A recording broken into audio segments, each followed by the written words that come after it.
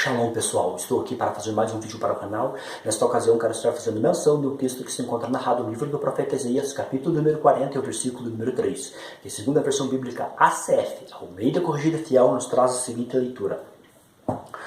Voz do que clama no deserto, preparai o caminho do Senhor, endireitai no ermo a vereda ao nosso Deus. Antes de darmos sequência ao vídeo, convido vocês a se inscrever no nosso canal, deixar seu like, seus comentários e compartilhar esse vídeo. Bem, segundo a versão bíblica ACF, na parte A do texto, ela começa rezando da seguinte forma: voz do que clama no deserto. E logo após a expressão do deserto, nós temos dois pontos, que indicam uma pausa longa, encerrando a primeira cláusula, a primeira oração do texto em português. E isso traz um entendimento para nós leitores e estudantes da Bíblia Sagrada, que existe uma voz que está clamando no deserto. Mas será que de fato essa voz está clamando no deserto? Será que essa voz está dentro do deserto clamando? Será que de fato é isto que está mencionado a partir do texto em hebraico, do texto original? É isso que estarei analisando e tratando nesta ocasião especificamente, a partir de uma análise do texto em hebraico, para ver se de fato a versão bíblica ACF e as que seguem a mesma leitura estão harmonizadas com o texto original. O texto em hebraico, Isaías capítulo número 40, versículo número 3, nos traz a seguinte leitura, que diz assim: Kol kore bamelibar panu derech Yahweh yasheru ba'aravá mesilah leloheinu. Bem, esta é a leitura que nos traz Isaías capítulo número 40 e o versículo número 3.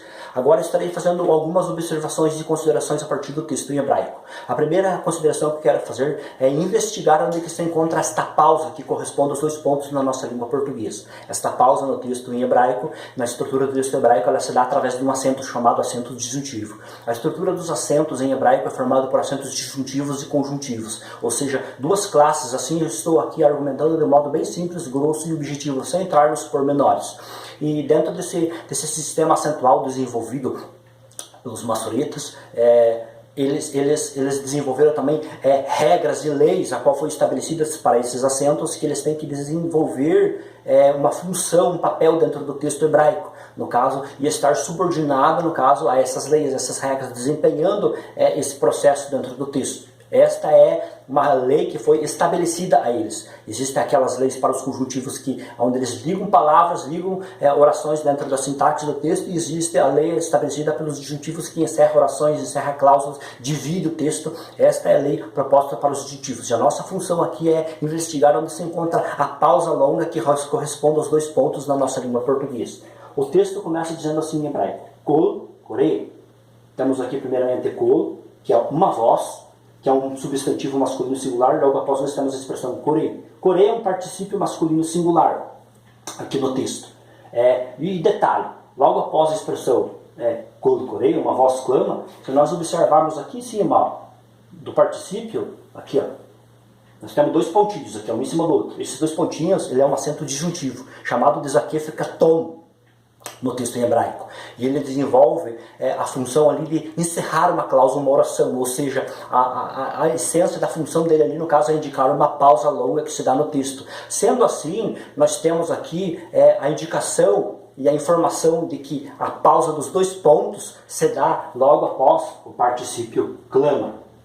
Encerrando esta primeira parte, no caso, desligando essa voz de estar clamando no deserto. Então aqui nós temos a primeira indicação mostrando que a tradução, que muitas traduções cristãs não estão harmonizadas de acordo com a estrutura acentual do texto em hebraico. Desrespeitaram a forma em que é aplicada a estrutura dos acentos dentro das orações em hebraico, como aqui em Isaías capítulo número 40 e o versículo número 3. O texto então está dizendo uma voz clama. Daí dá sequência logo após na segunda oração dizendo no deserto, e assim por diante, o que estaremos observando logo já em seguida. Um detalhe curioso, que o texto não está preocupado em dizer aonde essa voz está clamando, não está preocupado em localizar a geografia desta voz, aonde ela está clamando, a localização dessa voz. O texto não está preocupado em dizer aonde essa voz está clamando, o texto está preocupado em dizer o que essa voz está clamando. E o que essa voz está clamando se dará logo em seguida na segunda oração.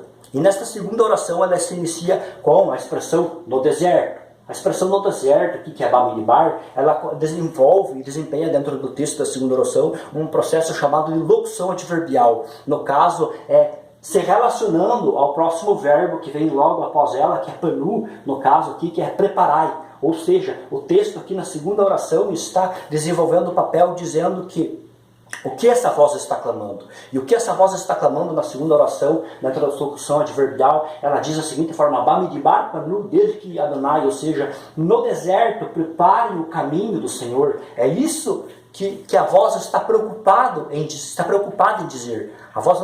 O texto não está preocupado em dizer aonde a voz está clamando, mas o que a voz está clamando. E a voz está clamando é esse detalhe aqui, ó, que se dá na segunda oração, dentro dessa locução adverbial introduzida pela expressão Bamidbar, que é no deserto.